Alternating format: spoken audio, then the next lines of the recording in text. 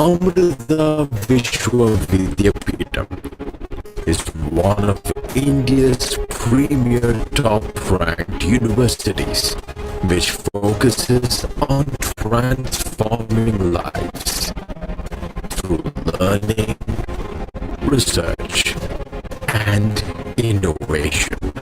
The university was established 19 years ago in the year 2003 and has made significant achievements in a short time.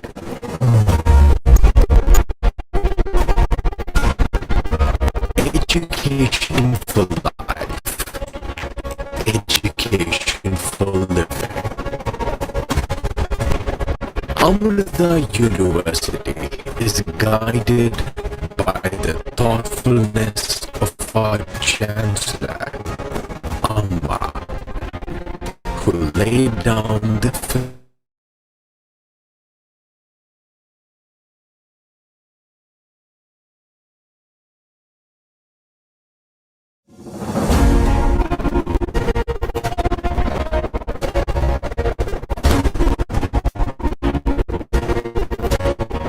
Amrita Vishwa Vidyapeetham is one of India's premier top-ranked universities, which focuses on transforming lives through learning, research, and innovation. The university was established 19 years ago in the year 2003 and has made significant achievements in a short time.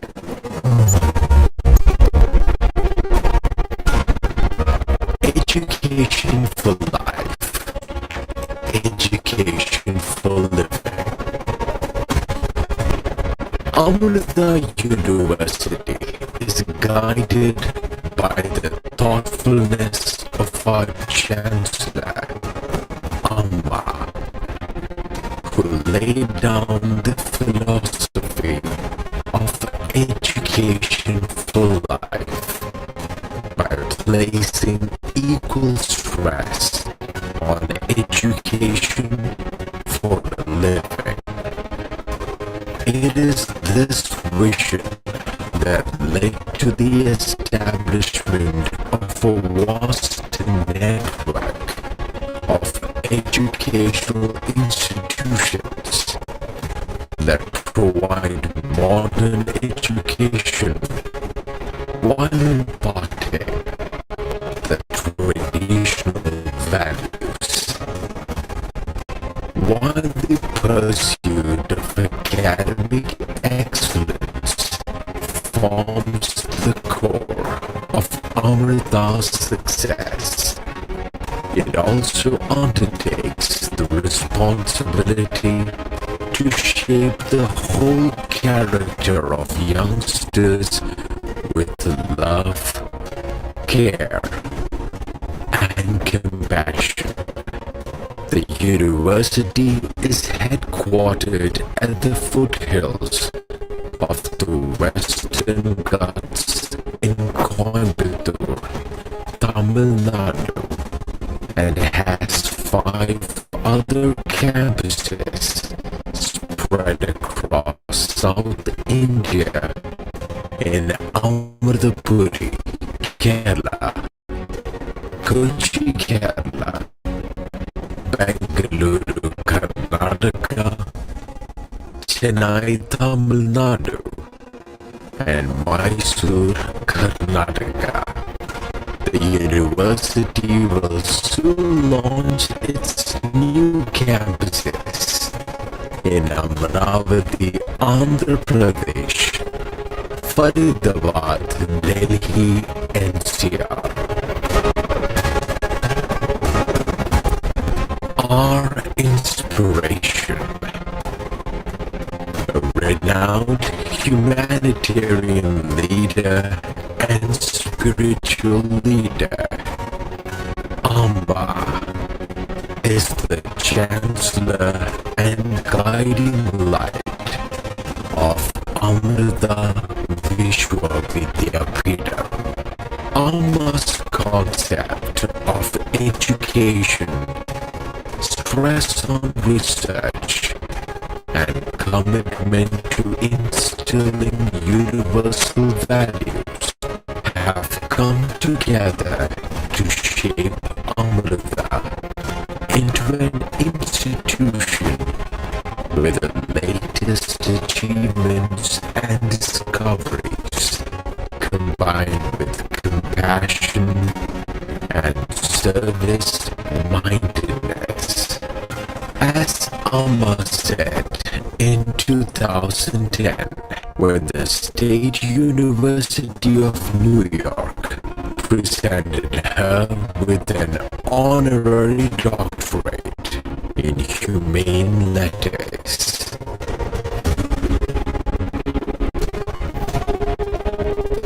Rankings. The multi-campus, multidisciplinary research establishment is ranked as 5th best university in India 2021 by National Institutional Ranking Framework NIRF.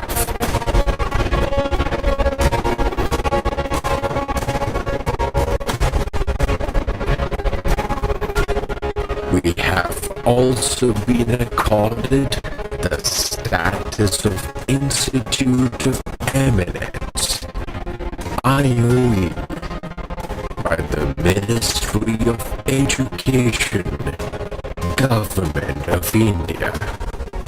A testament to our pursuit of excellence is the NAC A++ accreditation score, the highest possible.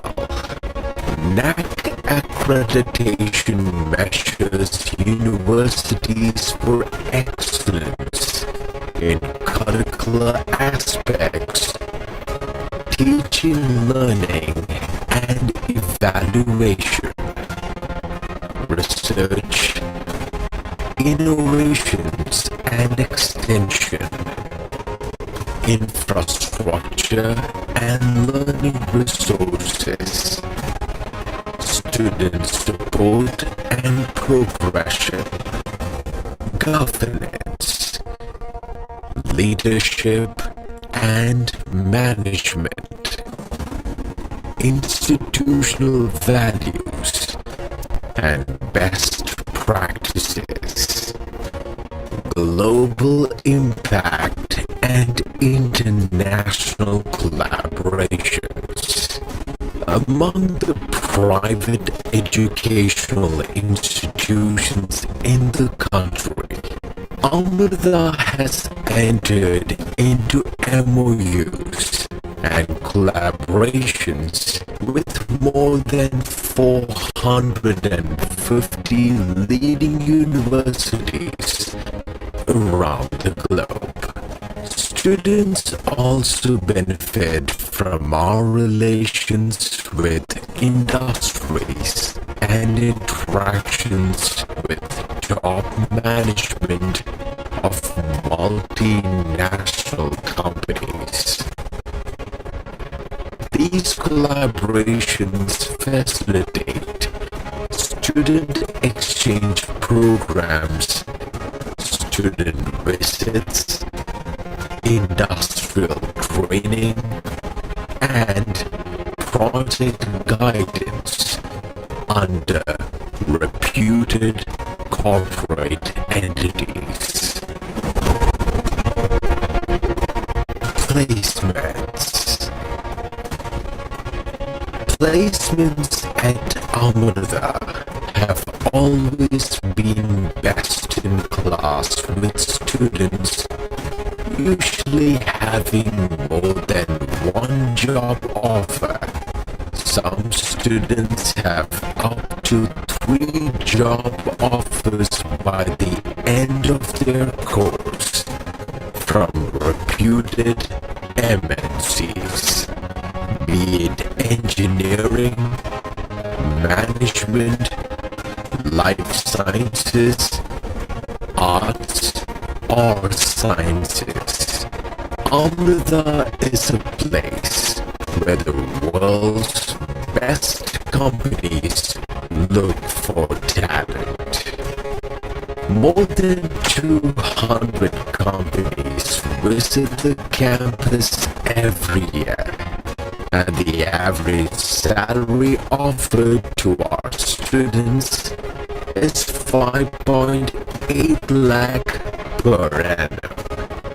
Meanwhile, the highest package offered is 56.95 lakh per annum, and the highest stipend for internship is rupees 80,000 per month.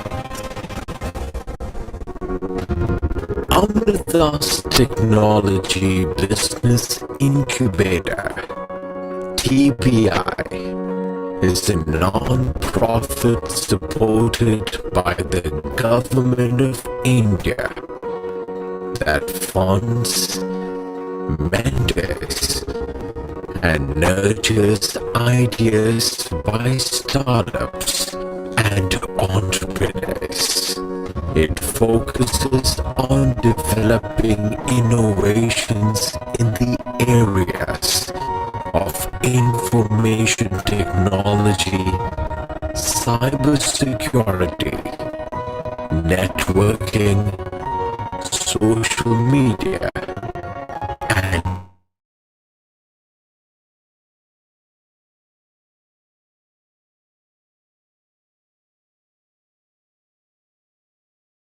So hi students, a happy evening. So I hope my audio and video both are fine. Sir, are we good to go? Yes, you are good. Sir, are we good to go? So I have shared my screen. I hope the screen is also visible. So good evening. Yes, children, good evening. So today is the day 4 of Engineering Foundation Program, and today we'll be focusing on 2 topics of physics. So today we'll be discussing about laser and also quantum computing. So before starting today's session, I would like to give you some idea about the final day of Engineering Foundation Program. So tomorrow is the final day of EFP, the foundation program. And tomorrow we'll have a discussion with our alumni. So you can meet our alumni, Jyoti Vaidyanathan. She has completed her BTech in Computer Science and Engineering from Amrita campus, and she is currently working with Atlassian. So be ready with your questions. What are your doubts you have when it's related to engineering, or maybe about the streams, maybe about how the placements, about the studies, about the labs, everything you can discuss with her, what all confusions or doubts you are having. And after the discussion, after the part with the alumni, we have a foundation program quiz, which is very important for all of you, because once you complete the quiz only, you'll receive the certificate of engineering foundation program. So please try to complete the quiz also. And the videos of the previous videos of all the 4 days of engineering foundation program is available in our YouTube channel. So you can just go and check those videos, because all the questions for the quiz will be from whatever we have discussed in these 4 days. So I think without further delay, we can move on to today's session. Yes. So we'll start with lasers.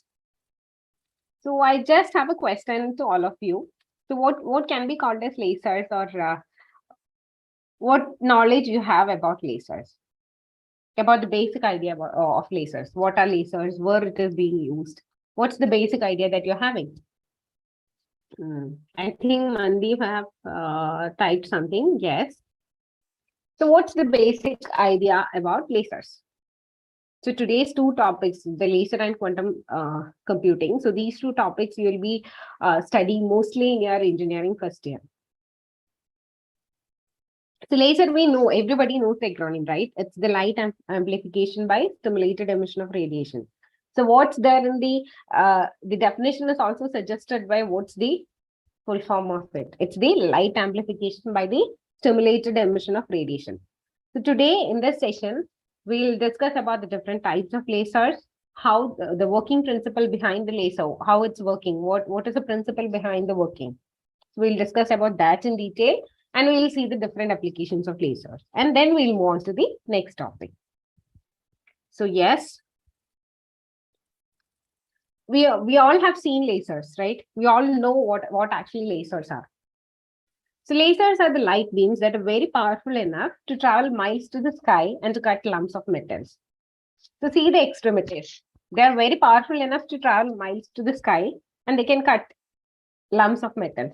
So a lot of operations can be done through this laser. So the output of the laser is called as a coherent electromagnetic field. So what is meant by coherent electromagnetic field or electromagnetic beam? We have already studied about it, right? During the time we have discussed about the EM waves. So in a coherent beam of electromagnetic energy, all the waves are having the same frequency and the same phase. So that's why we are calling it as a coherent electromagnetic field. And I think I would explain it much simpler.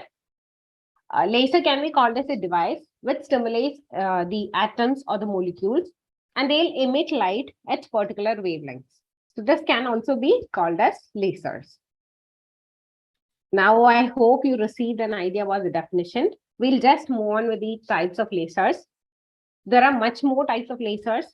Like semiconductor lasers are there, solid state lasers are there, liquid lasers are there, gas lasers are there, fiber lasers, the chemical lasers. So different category of lasers are there. Can anybody give the name of a laser in the chat box? Can anybody provide me the name of any laser in the chat box? Yes, I'm looking into it.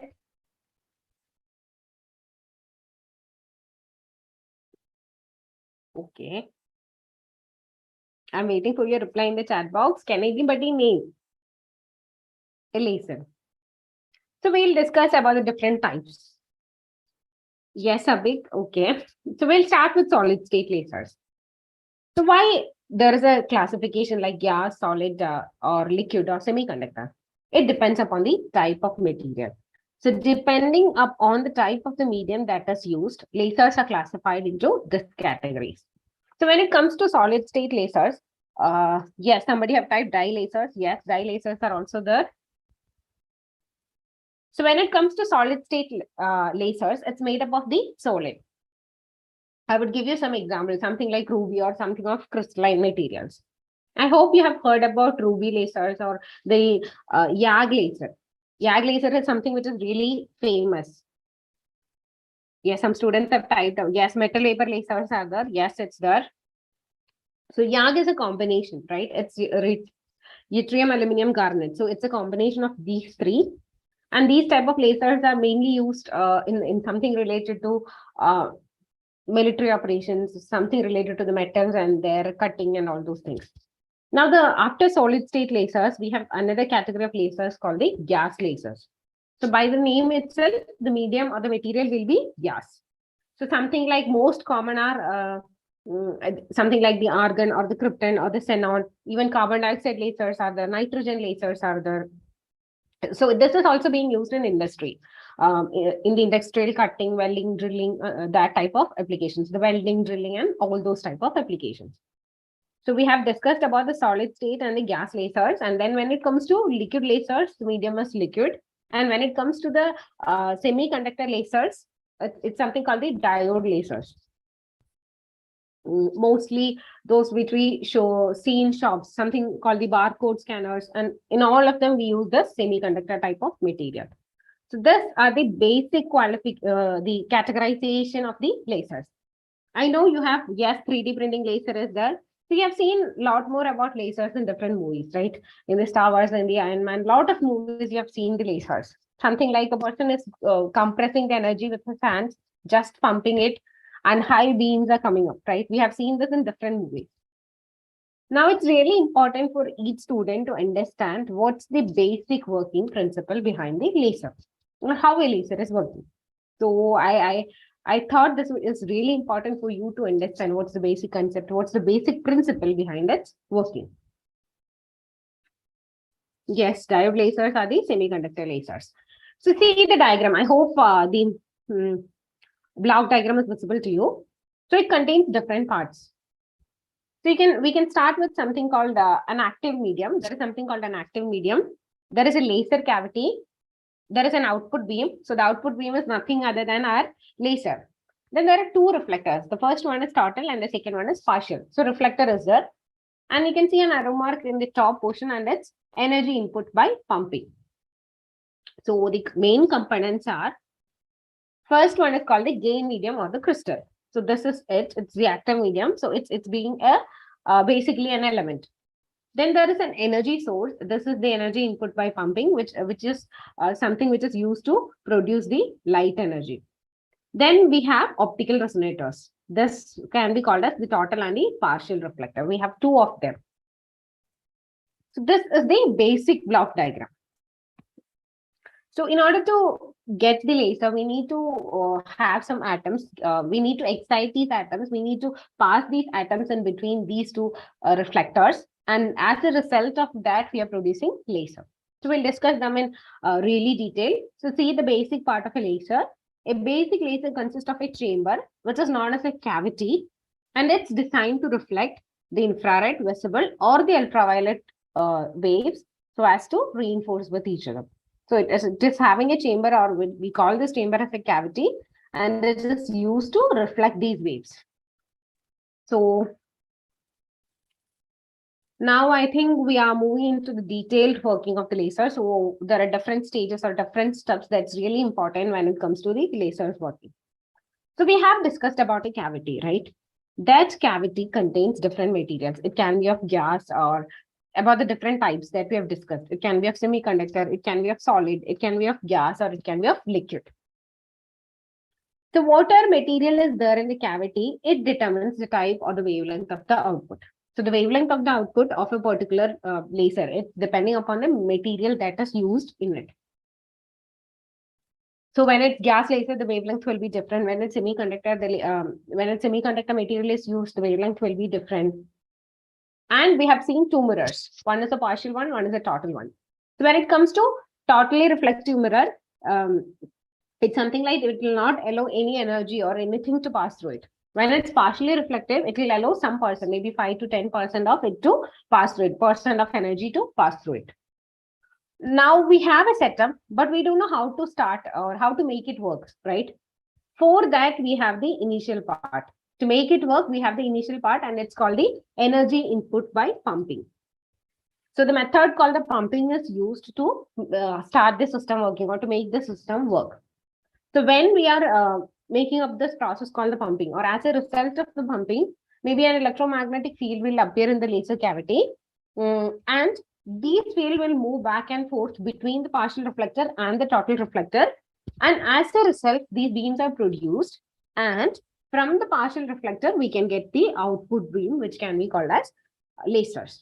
It's a continuous beam, or it's called a series of beam. And this is something called as the laser. Now, I think we'll start with the first step. So the first step is something called as absorption of radiation or light.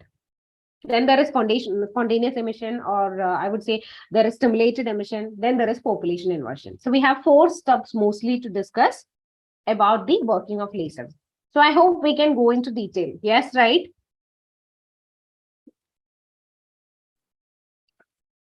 Okay. So the first step is absorption of radiation or light. So as its term indicates, it's something of similar sort. So see the diagram. There is something called direction of energy that's given. There is a lower energy state here and a higher energy state here. I know you have studied about the different energy levels. There is something called a very common problem. The excitation of atoms from the lower energy level to the higher energy level, even to E2. We have to find out how much time it will remain in the higher energy state. A lot of problems are there when it comes to the subject physics that you're studying, right? Most probably it's of helium or hydrogen. That type of questions used to come in JEE. So I know you know about these levels and all of them. So absorption of radiation is the process in which the electrons in the ground state or the lower energy state, they will absorb the photon and they will move to the higher energy state. That's what the basic idea is. So I would say electrons which are very close to the nucleus, they are having lower energy, and those which are far are having the higher energy. So the electrons in the lower level will not be able to move to the higher energy state without having a support. So that support is given to them with the help of a photon. These electrons in the lower energy state, or we call this energy state as even, the level even. So in the lower energy state or the level, we are making use of a photon. So that electron with the energy of the photon, it has the capability to move to the next energy state, and it's called the higher energy state. So I would say it needs an extra energy, right? This extra energy can be provided using a photon, or it can be electric field, or it can be light, or maybe it can be heat. It is completely according to us. So how much energy this photon should have? Do you have any idea? This is something that you have studied in your school, right? From lower energy state to higher energy state, I want to go. So I want to incident, or I want to make use of some energy, an electric field or photon. So how we are deciding, or how we are taking a decision on how much energy this photon should have? It should be the energy difference between these two levels, the higher energy state and the lower energy state. So it's something called the E2, yes, threshold energy. It's something called E2 minus E1. So the photon is having an energy with the difference between E2 and E1, and it's incident on this lower energy electron called, maybe I would say N1. So then the lower energy electron will move to the higher energy state. This is what the first step is, and it is called as the absorption of radiation or absorption of light. The absorption of radiation or light can occur only if the energy of the incident photon exactly matches to the energy difference between the higher energy state E2 and the lower energy state E1. You can see the next diagram here, right? So after absorption, we have this electron in the higher energy state. The electron jumped to the excited state after absorbing the photon energy. That's what has happened. This is the first stage. Now moving on to the second stage, we have something called spontaneous emission. How many of you have heard about spontaneous emission? What is spontaneous emission? Okay. So we'll start thinking about it. But before that, I have to ask something. Have you heard about lifetime? Lifetime of an electron in an energy level or an energy state. It's maybe a 2-mark question in your subject, right? So here, when it comes to I know a lot of students are preparing for the competitive exam. So all these are some of the important parts of the examination. Yes. So in spontaneous emission, our status of electron is it's in a higher energy state. So after completing the lifetime, maybe for some seconds or something, I have a lifetime. Every electron is having a lifetime. So after completing the lifetime only, they will move to the lower energy state. Electron has to return to the ground state, and when they are returning to the ground state, they'll emit a photon and they'll come to the ground state. So the electrons can stay in the excited or the higher energy state for a very short period of time. And how much time it can stay up in that state, in that excited state E2, it is called as the lifetime of the electron. Okay, just a question. You can guess the answer. What's the lifetime of an electron in an excited state? If it's hydrogen. If it's hydrogen, what's the lifetime? Can anybody type in the chat box? This value is really important when you are solving out questions of JEE. What's the lifetime of an electron in the excited state? I would say hydrogen, excited state of hydrogen. What's the lifetime? What's the value? This is a very important question. Can anybody guess? I'm waiting for your replies in the chat box.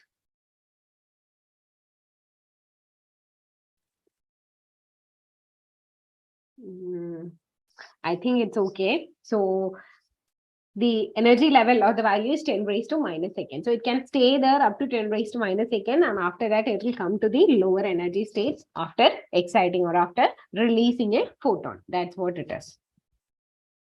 So I would say this whole process is natural and we don't have a say in it. We will not be, yes, it's 10 raised to minus 8. Yes, it's true. So here we don't have a say in it. It's a natural process. I will not be able to control the time. It will stay in the energy level. So if we are able to control the time of the electron in the excited state, or if we are able to control something, if I want this electron to be here within 1 or 2 seconds, we need to think about it. What can be done from my side? So that there comes the next part, which is called as the next emission, which is called as the stimulated emission, which is being done by us. The same process of spontaneous emission being done or with the help of an external factor is called as the stimulated emission. Yes, we are planning to apply more energy. When we are applying more energy to the higher energy state, that electron will not be able to stay there. So what will happen? It will come down to the lower energy state. So I hope spontaneous emission is clear to all of you.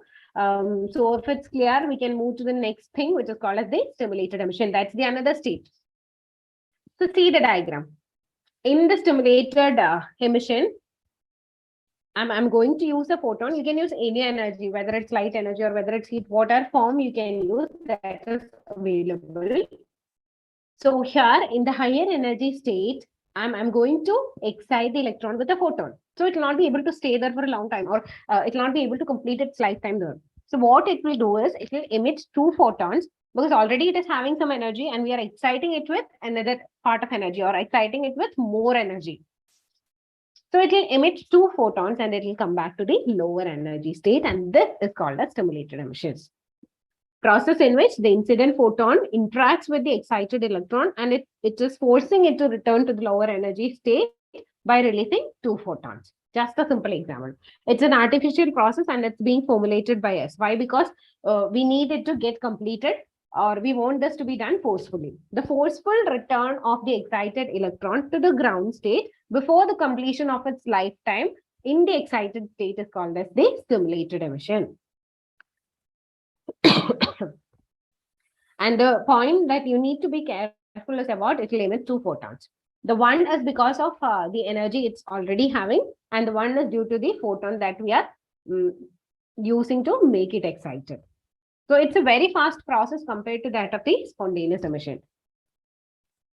And what's the advantage of the stimulated emission? Why we are doing this? Have you ever thought? It's like we were discussing something, we are going to excite it with higher energy, we want it to come to the lower energy stage. Why are we doing this? So when it comes to spontaneous emission, it is emitting only one photon and the energy levels of each of them are entirely different. So here, when it comes to stimulated emission, all the emitted photons will have the same energy, same frequency, and they are in phase. That's what we need for making up a laser. It has to have the same energy, same frequency, and same phase. So all the photons, when we are making up the method of stimulated emission, they travel in the same direction. They have the same phase. They have the same energy. They have the same concept. So everything is same. So that's why this method is used compared to that of the spontaneous emission. So the second step is something called the stimulated emission, but stimulated emission came as a part of our after the improvisation of the spontaneous emission. I hope up to this it's clear. Now we are going to the third part. It's called the population inversion. And I would say there are different levels of lasers. You can say 2 level, 3 level, and all. So here I have taken the example of a 3 level laser so that it's you will be able to understand what the concept is. So I would just give you the definition of what is population inversion, and then we'll move further. So population inversion is the process of achieving greater population in the higher energy state compared to that of lower energy state. I want to achieve greater population in higher energy state compared to that of lower energy state. That's what the definition, or that's what the part of population inversion is. So see, here I have 3 levels, the energy level E1, E2, E3. And each level will have different number of electrons. I would say the level E1 have N1 number of electrons, the level E2 have N2 number of electrons, and the level E3 have N3 number of electrons. Just try to understand it. As a simple number. Okay.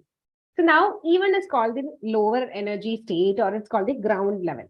Now E2 is called the metastable state, or it's called the higher level. And E3 is the pump level. So it's the lower level or the ground level, meta level. E2 and E3 are the higher level. So E2 is called the meta level and E3 is called the pump level. That's what the each state is meaning. So now just look at the figures. What are there are 6 steps here. So just look at the figures and try to have an understanding what has happened here or what initially has happened. So in the first diagram, we can see majority of electrons are in the even level. So I need to apply some energy. I need to get them excited to the higher energy state or the pump level, which is E3. So I have used this photons. So I'm making them incident here, and I have this stream moves to the E3. So this is the first step. It's what? Absorption of energy or absorption of light. Absorption of light, that's what the first step that we have called. And I would say here we have supplied this photon with an energy difference of E3 minus E1, similar to that of the previous one that we have discussed. So now in the second step or in the second diagram, we have the electrons in the E3 level. Now we can make use of something called the spontaneous emission or simulated emission here. So after the actual case is something like after staying for some time, when the lifetime is over, they'll move to the next some state, that is the metastable state, which is E2. So here they'll emit some sort of energy, which is called as a non-radiative emission. It's not photon or it's not that category of energy. They will emit some radiation energy or some type of energy, which is having the capacity or having the energy, which is very less compared to that of photon. So we have to have this as photon, then only it's advantageous for us. So what we are going to do is we are using this same emission to get these atoms or to get these electrons excited in the E2 level to move it to the E1 level. That's what is happening. You can see it here in the last diagram in the 6th one. So where you can see from the E2, it have moved to the E1. So this is the simple method. From the metastable state, we are exciting it and it goes to the E1 level. So I hope you have received a small idea about the working. How the excited electrons are moving to the last level or how the excited electrons are coming up to the lower level. So this is how the laser works. So I have a video which would give you a better idea about how lasers are working or what's the working principle behind the lasers. So just watch the video.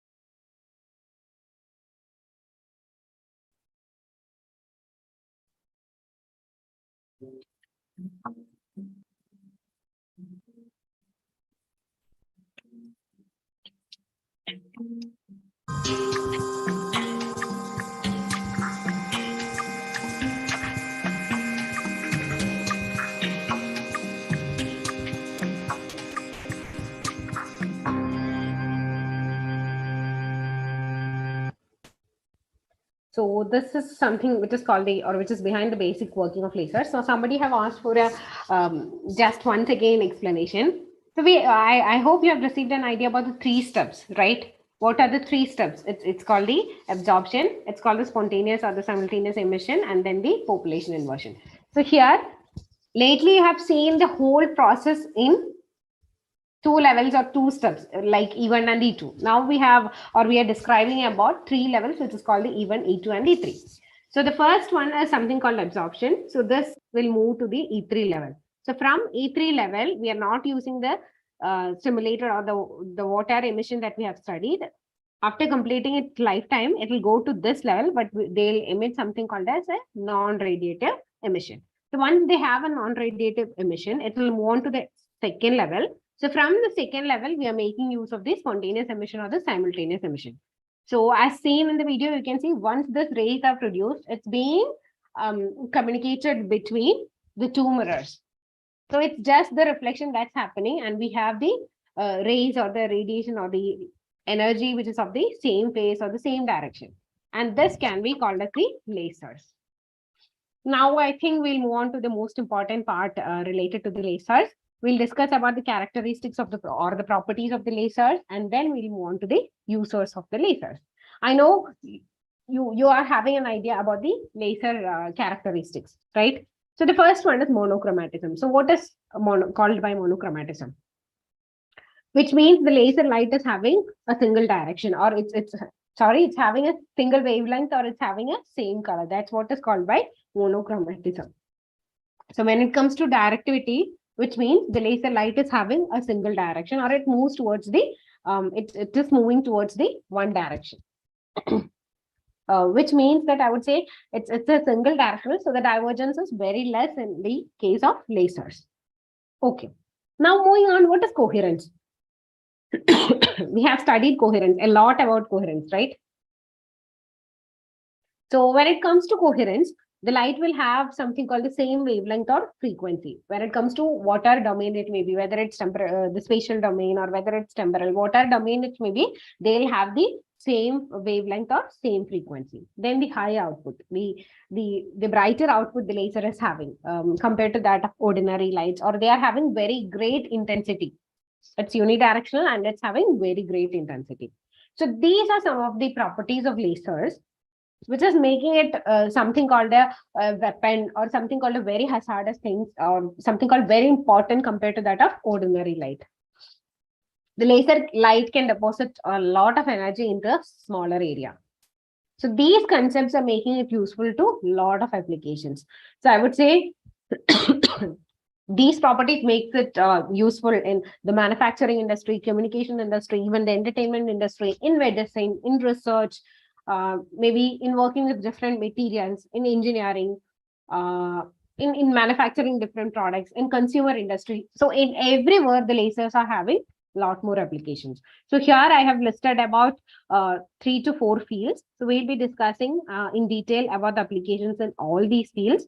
So we'll be discussing about the use of soft lasers as tools in the communication sector, in the defense, medicine, and also in the entertainment industry. Okay. Okay, so I'm so sorry. So I'll just share the slides again. Yes. So we'll discuss all these details one by one.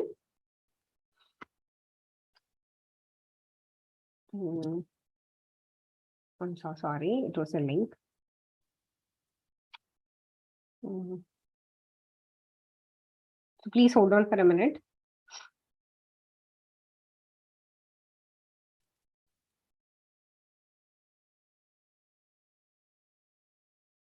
So I hope the slides are visible. If it's visible, so just type a yes in the chat box.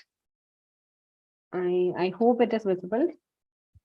Yes, yes. Okay, thank you. So we know it's being used in different industries. So I would tell you a very important point. It's being used in almost all the medical fields. Maybe doctors are using it. That too, different category of doctors are using it. We have heard about the usage of lasers, maybe in the eye correction surgeries, right? Maybe in tumors. That's something which is very common to all of us, or that's something we have heard about. To see the different applications of lasers here.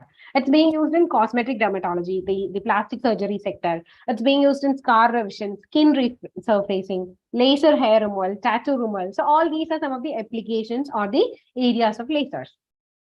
Then something called melanoma. In the dermatology sector itself, some other name, something else called the melanoma. It's a sort of skin cancer type of thing. So it's being used in treating the melanoma. Now, another 2 terms may be something new to you. So the first one is frenectomy. Frenectomy is a procedure which is used to remove something called the connection tissues or the connective tissues. It works with that. Then lithotripsy is there. Lithotripsy is used in treating stones, mostly related to the kidney stones and all.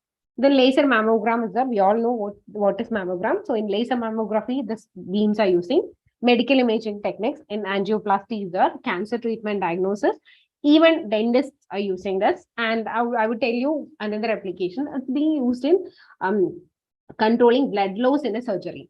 Have you ever heard about this thing? So during an operation, when something called the veins are cut and a lot of blood is flowing, when it's exposed to an infrared laser light, the bleeding it can be made to a surgery without blood loss, and it is used in treating something called the hemorrhage. Then another area, something called the stomatology. It's used to treat almost all the diseases that's happening in the mouth, maybe mouth ulcers and all. When these laser beams of radiations are passed, it's It can help these people. So that's the first step. Now I think we'll move on. This is the second step. And I hope everybody knows the laser applications in the military field, right? So this was something which was started by the US military that to initially to show their power, and that's how it came into the field of defense or the military sector. This is being used by a lot of countries, right? And I would say we have seen this in shooting planes, maybe in blasting and all those things. So the probability of intercepting a laser signal is very low due to the narrow beam divergence and coherent optical beam. We know it's coherent, and we know it's very difficult to intercept a laser signal because it's that much powerful. These two characteristics are something which is making it heavily useful in the military applications. I have posted the pictures of different parts or different things, different variety of applications here. You can just go through it. It's being used in planes and military operations, different parts it's used. These are highly powerful and lightweighted, and that unidirectional laser. This can be used in that type of laser weapon. And I would say it's very cost effective when it comes to the airborne threats. And it has played a very important role in advancements in space operations. And also the laser technology has offered a lot of platforms for this, or a lot of operations when it comes to the military sector or when it comes to space. And I have heard something called the death race. So when it comes to the military sector or the defense part, these laser beams are called as death rays. Because of its higher energy, its focusing power, and it will be able to destroy an aircraft or maybe something within some sort of seconds. And most of you have heard about laser guns, right? It's being used in laser guns, and it's something like these laser beams will be evaporated within a short. We'll not be able to find out whether it's short or not. Maybe you are the 2K kids, the smart kids, and you have heard about all these things. Now, I think we'll move on to the next category of application. This is very important. These are some of the applications which are there in the industry. So are there any students who are interested in to be mechanical engineers? So just for my understanding, if there are any students who are going to be mechanical engineers or the automotive or the automobile, that category of field, I would say all this are something which you'll do in your labs, maybe in your second year or maybe in your third year, in the third or fourth semesters, I guess. So you'll practically be experiencing all these things. So before going into the industry applications, have you ever heard of carbon dioxide lasers or the carbon dioxide laser cutting? In this, we are using the carbon dioxide waves on the metal surface and we'll be melting them. So what is the importance of this is that it's very safe. There is no pollution or nothing is there, no dust or something. There is nothing like that. It's very clean. It's very safe. There is no pollution and the cutting speed is really high or extremely high. Now it's being used in every engineering industry or maybe shipbuilding industry, different industries. Now, have you ever heard about 3D laser cutting? It's being used in something called the industrial robots and all. Maybe to cut out different curves. Somebody have already typed about it, I guess, about the 3D cutting, the 3D lasers and all. It's being used in garment industry also. It's like they have the ability to cut out the fabric, and that too very easily without that rough edges and all. It's being used in different used by different fashionists and all. So just thought I would mention that also. So now moving on to something which is really important, which is called the industry applications. It's something which is touchless. We don't need to touch it, just the laser beam is passing through it. So when it comes to industry, the most important applications include laser welding, laser drilling, laser cutting, laser marking. This is something which is very important for the mechanical people. So what can be called as laser beam welding? In which they'll be cutting out, or maybe it's a technique which is used to join or maybe cutting out different pieces of the metal, or it can be something called thermoplastics. So what is the peculiarity is that it's something called a concentrated heat source that is being passed through these welding. And I would say these rates can also be increased. Something like this can be performed at a higher rate, maybe a lower speed. A lot of things can be controlled. And in most of the laser welding category, we are using the ND YAG lasers. I hope you have heard about this YAG. We have already discussed about the YAG. So in most of the welding, these YAG lasers are being used. So it makes of the use of the optical radiation to melt the material to the desired depth. It's up to us how much depth we have to give or how much it has to be. And it minimizes at the same time, the surface evaporation is something that is also being used. That is also enabled because of the lasers. Now, the second one is something called the laser drilling. It is also based on the removal of the material by the method of vaporization. Here also we can control the laser drilling by the intensity. We can control the intensity in which we are performing the drilling. Now another thing is called laser cutting. This can be used in some materials which is having low thermal conductivity. It is also a technology, something where it's used to vaporize the materials. It's being used in different sectors, architectural sectors and all. Now, another one is laser marking. You can see a picture here that I've kept here. Used in materials called the steel, aluminum, or maybe polymers, rubbers, and all. So something like a marking or numbering of products, something called a 2D barcode or something, or maybe some serial numbers. All this can be kept with the help of the method called the marking. Now I think we move on. See the other applications. I have attached certain pictures also which is related to each of the applications. You can see it being used in government industry, in the printing, laser printing, in the communication sector, in the barcode scanning, in the heat treatment, in optical disc, then LIDAR, we all know about it, right? The light detection and ranging by the remote sensing method. Then laser cooling is there. Then it's being used in surveying. It's being used in hair replacement. Lot of areas are there. Okay. Now I have a question. Have you ever heard about smart lasers? We all know now automation is coming up in different sectors. Yes, they use lasers. I agree, Arvindan. So, yes. So, have you ever heard about smart lasers? Automation is coming. Everything is becoming smart. So, I would say different German manufacturers, machine manufacturers, they are trying to inbuild or trying to build something which is called as smart laser. With the help of the technology, with the help of artificial intelligence, they are planning to build up something called smart lasers. So a laser can tell how much time it will take to do this work. That's what it's going to be. So a lot of new innovations are coming up and it's affecting almost all the fields.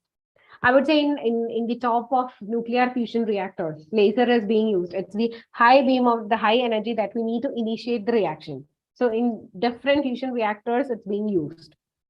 Then it's being used in biology sector, it's being used in holograms, then it's being used in plastic industries. And I would say when people are performing surgeries and inserting something, maybe some devices and all in their body, these lasers are being used to create some patterns or some microstructures in the whatever device they are going to insert in their body. Why? Because when it's of that similar structure, our tissues or our body will act to it very easily, or our body will get adapted to it very easily. So it's being used in inserting or in some equipments in our body also. That's what the situation is, or that's what the advancement is. So I hope the laser part was okay and you have received some new information about the working of the laser, about the different industries where lasers are being used. Now, I think we'll move on to the next topic today, and that's called the quantum computing. So how many of you have heard about quantum computing? So I'm waiting for your reply in the chat box. How many of you have heard about quantum computing? Or how many of you know quantum computing? How many of you are interested in something called quantum computers? Sorry. Have you ever heard about it? Yes, in physics, you have heard about it. Yes. Are there any other areas where quantum computing is being used? Are there any other areas where quantum computing is being used? I'm sorry. Yes, I think a lot of students have raised their hands and they have they know quantum computing or they have heard about the concept of quantum computing. Okay, so we'll discuss about what is quantum computing, everything related to the what's the quantum principles, where it's being used, or why quantum computing in detail today. Okay, it's being used in industry and space. Okay, some students have typed. Okay. So I think we'll start with the definition of quantum computing. So quantum computing mainly focuses on the principles of quantum theory. Have you ever heard about what is quantum theory? It's a very important portion of physics. A lot of researchers are still going in the area called the quantum computing. It focuses on the principles of quantum theory, and I would say it's a very important part of modern physics. It deals with the behavior of the matter, maybe the energy in the atomic or the subatomic levels. The quantum theory deals with it's a part of modern physics, which deals with the behavior of energy in the atomic or the subatomic levels. And I would say a lot of universities have included the concept or the topic of quantum computing in their curriculum. And I would say in engineering colleges, you'll study about this concept in your first year itself. And the area which is that much advanced with the help of quantum computing is nothing other than the computer science sector or the computer technology. It's the area that is advanced because of this quantum computing. Now, quantum computing is working based on principles or based on quantum phenomena. It is working based on different principles. So it's working based on the quantum bit or the superposition or the entanglement or the properties of the quantum bits to perform different data operations. So there are different properties, or it's something called the collective properties of the quantum states. That collective properties include superposition is there, entanglement is there, quantum bits is there, and the aim is to perform the calculation. And those devices which performs these quantum computations can be called as quantum computers. So those computers or those devices which perform the quantum computation can be called as quantum computers. And I would say here we have something called qubits. In system, we know the information is stored in 0 or 1. It's in a bit format. So here, in the case of quantum computing, we have qubits, which is comprised of 2 states, which is used to store the data in the case of quantum system. So we'll discuss about all of them in detail, about the superposition, about what is superposition, what is entanglement. We'll see all of them in detail. Maybe when I'm discussing about something not like supercomputers, something more powerful than that of supercomputers, that will be quantum computers. So maybe when you're hearing this definition or when you're reading this for the first time, it would be difficult for you to understand what a superposition or entanglement. So I have a very good example to describe you what the concept is.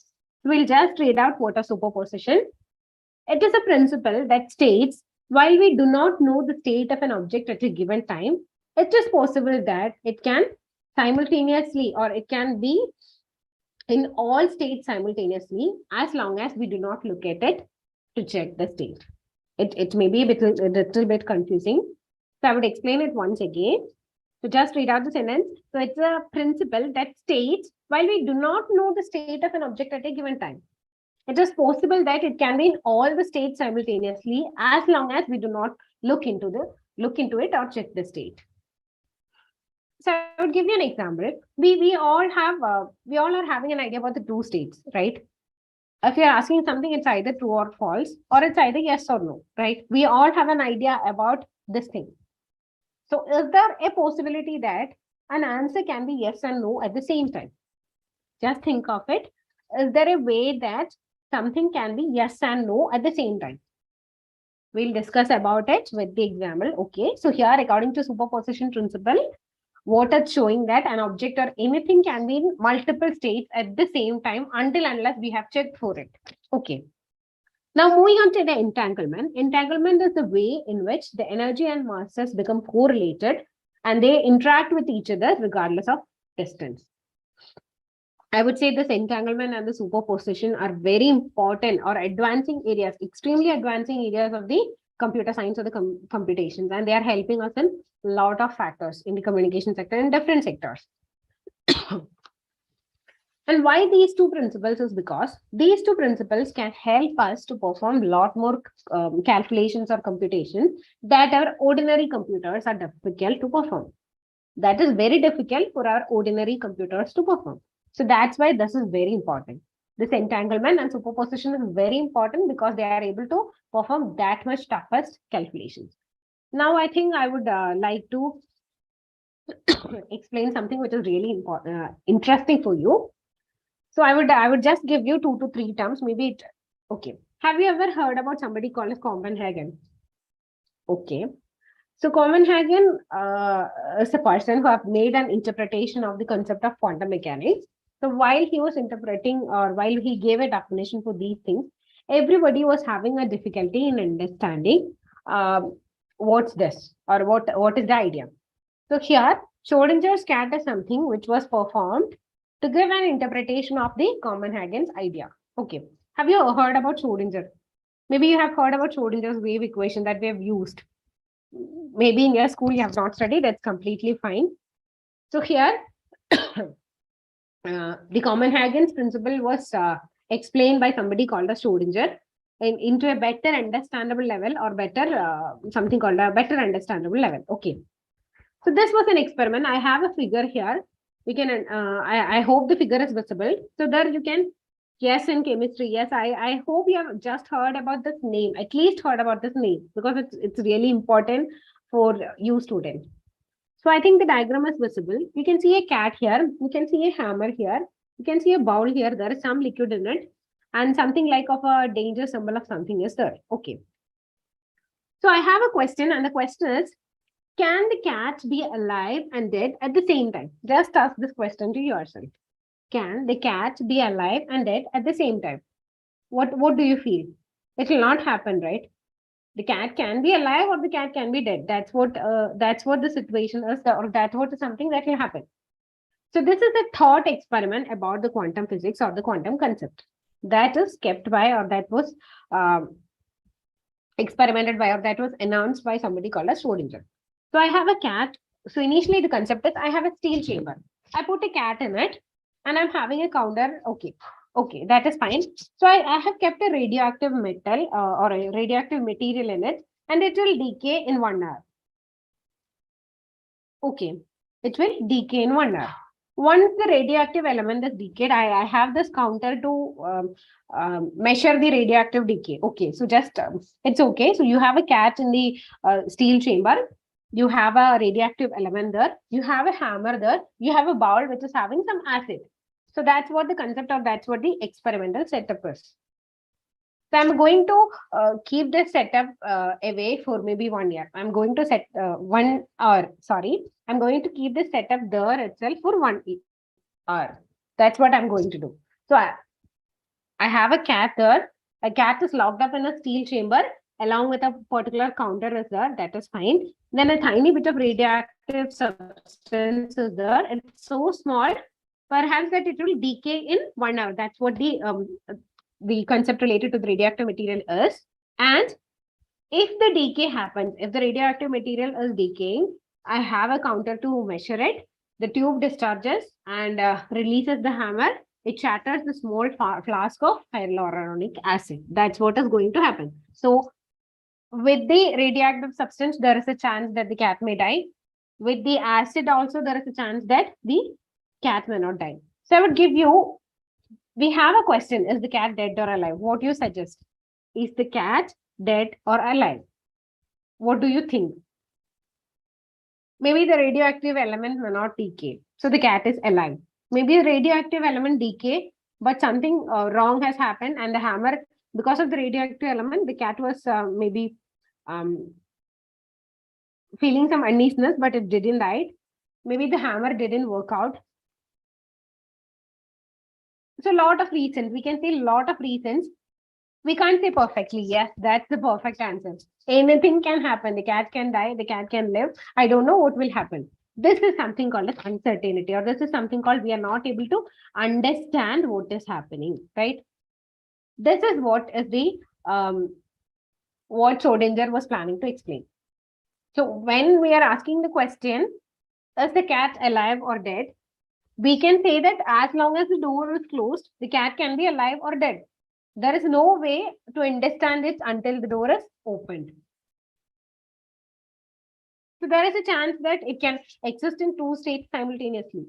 Now you understood, right? It's a yes and no, yes or no at the same time.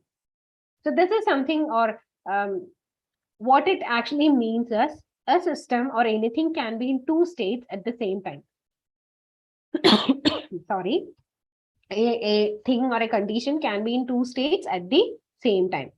We can just go back to the definition of the superposition. Superposition is a principle that states that while we do not know the state of an object at a given time, it is possible that it can be in all the states simultaneously as long as we do not check into that state. It's a very good interpretation.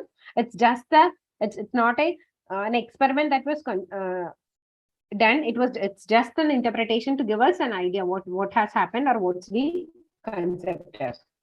So I hope you have received an idea about the Schrodinger's cat. So why I mentioned this is anything can happen, or a situation, or maybe a content, or maybe anything can be in different states. That it can be a true or it can be a false at the same time. We will not be able to predict these states until unless we have a proof, or until unless we are having an understanding about it.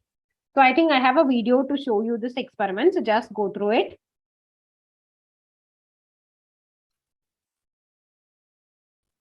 Imagine that you take a cat and put it in a box. Also in the box, a small lump of radioactive material and a vial of poison gas. There is an exactly 50-50 chance that an atom in the vacuum lump will decay and emit an electron. If it does decay, it releases the gas and kills the cat. Doesn't the cat lives? 50-50. The point is, there's a rather extraordinary consequence. Until you do open the box, the cat exists in an indeterminate state. The possibility that it is alive and the possibility that it is dead are two different waveforms superimposed on each other inside the box. Schrodinger put forward this idea to show the absurdity of quantum theory. So Schrodinger was using this to explain the concept of quantum or the superposition, the basic idea to everybody. So till now, we were having an idea that our computers are processing the information in the format of bits. It's in the ones or zeros, right? Now, I would say when it comes to quantum computers, the representation or the processing of information or the format is changed, and it's according to the law of physics. It's actually a combination of ones and zeros, and see it. We can represent them as 0, 1, 0, 0, 1, 0, or 1, 1. So according to the quantum superposition state, we are having more states, maybe 4 states to represent the information. So it will be represented in 0, 0, 0, 1, 1, 0, and 1, 1 state. So in a quantum superposition state, all the 4 of possible states can exist in the time and space simultaneously. So we will not say it's either yes or true at the same time. It's one state at the same time. All these states can happen, or all these states can exist at the same time. Now I think, yes. I think someone was referring to supercomputers during the session. It's something similar to that of supercomputers. So I would say there is huge difference between supercomputers and the quantum computers. You all know about data, right? We are working on data. So every other year, the amount of data that we are having is getting double. It's something like, even if you are deleting something, there is huge amount of data that's already there. The pictures or the videos that you're posting on social media, maybe on your Instagram, the Facebook and all. And the amount of data that's being processed by all the companies like maybe Amazon, Google, and Facebook, it's that huge. Today, all the toughest applications, or those applications which will not, or it's tough to handle by the computers that we are using, we have something called the supercomputers to run on them. So these applications that is running upon these supercomputers, or all of them, it's something like we have different processors which are working in parallel to solve these type of problems. So when it comes to supercomputers, there is a certain extent. The power consumption will be really high, and it's tough for them to handle. So you have a graph here. It's for the power and system performance, right? So here the initial, the watch and all those things, or the first set of IoT, the ultra power, it's very less amount of power is required. When it comes to mobile, the other parts and all, some more power is required. So when it comes to smart cars, when it comes to the other things, when it comes to automation, a lot more power is required. And these power difference cannot be met by something called supercomputers. Maybe supercomputers will not be able to work with this much amount of huge data. And there comes the need of something called as quantum computing. We have relied on supercomputers to solve most of the problems. That's what we were doing. We have large classical computers with thousands of classical CPUs or GPU cores. So supercomputers are having some difficulty in solving certain type of problems, which we feel like it's very easy to solve.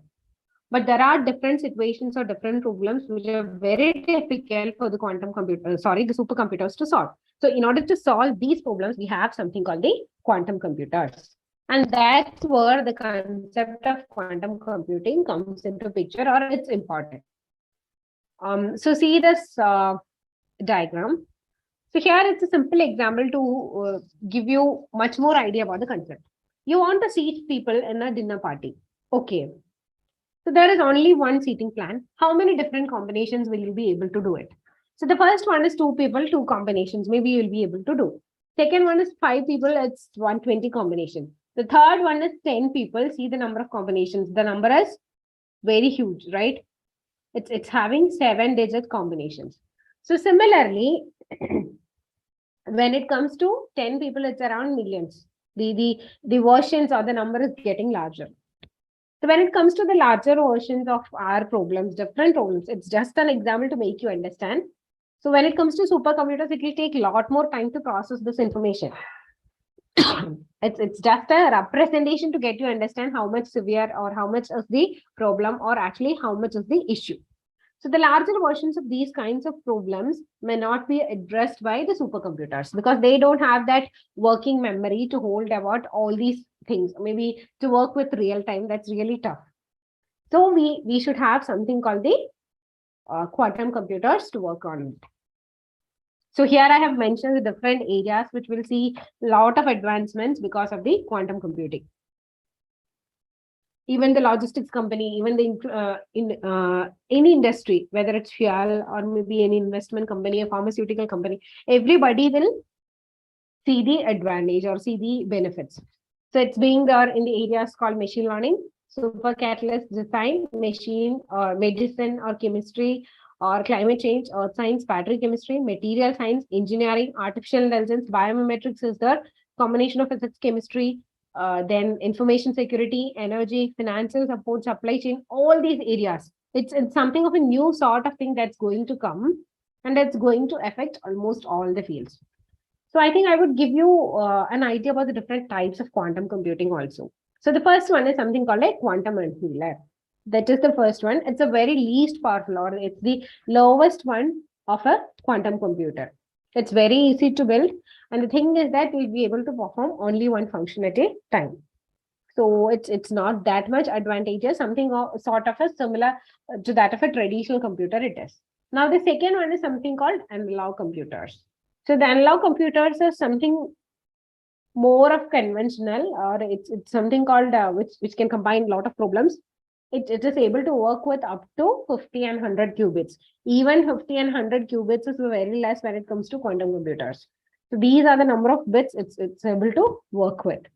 And that's being used in the sampling, quantum dynamics, material science, quantum chemistry. These are some of the areas. Now comes the final one, which is called the universal quantum. So this is able to work with a lot more physical qubits, and it's very difficult to build. And it's being used in different areas like machine learning, cryptography, quantum chemistry, material science. So this is the fastest one, according to the researchers. Now I think you can just see an image. This is of, I think, some news that came in Times of India. He's the director of IBM research, and this is one of the IBM's Q system. It's the quantum computer. So there are a lot of researchers which are coming to get the quantum computers. So here it's being sealed with a black glass. Why? Because it need to be sealed out of the noise and the interference from outside, and it need to be kept cold for it to work. So researchers are going on to develop it to the next level. And these are some platforms which can give you an idea about quantum computing. So the first one is IBM. So it's more accessible to the scientists, engineers, and all. So it's a cloud-based experience and an open source toolkit platform, which can help you to understand what's quantum computing, the basic idea of quantum computing. The second one is a D-Wave. It's a company. So they have something called D-Wave Leap. It allows you, maybe the students who are researching in it, to sign up, and you'll be able to access a very less amount of time in the quantum, in the cloud. So they have something which is working with about 2000 quantum bits. And the third one is something called the Rigetti Forest. It's an SDK file. You can just check on it. It's a lightweight downloadable SDK.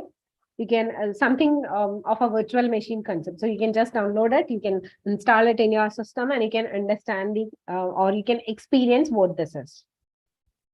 Now, before moving on to the future of quantum computing, I would say Amrita has also signed an MOU with the QNU labs. I hope you have heard, at least some of you have heard about the QNU labs. So we have also signed a memorandum to help the students who are researching in the quantum computing field.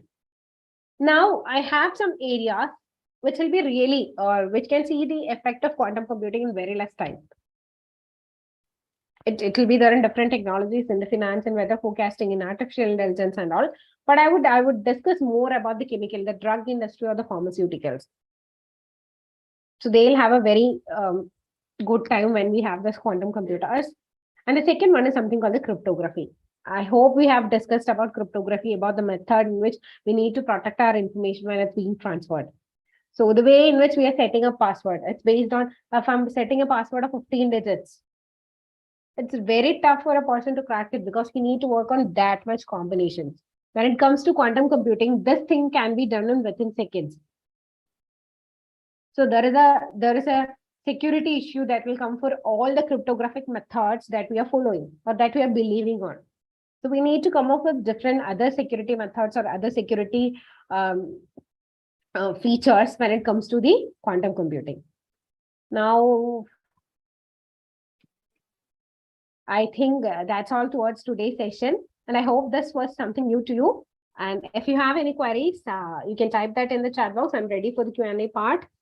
And this is my mail ID and number. If you have anything, you can directly contact me. I'm having a lot of calls and messages, so I'll just contact you maybe after tomorrow. And I'll get back to your mails also. I saw some mails asking for slides and all, so I'll surely give you the slides also. So if you have anything, you can directly post in the chat box. And I hope this was actually useful. You have received a new idea today, something related to the lasers and something related to quantum computing.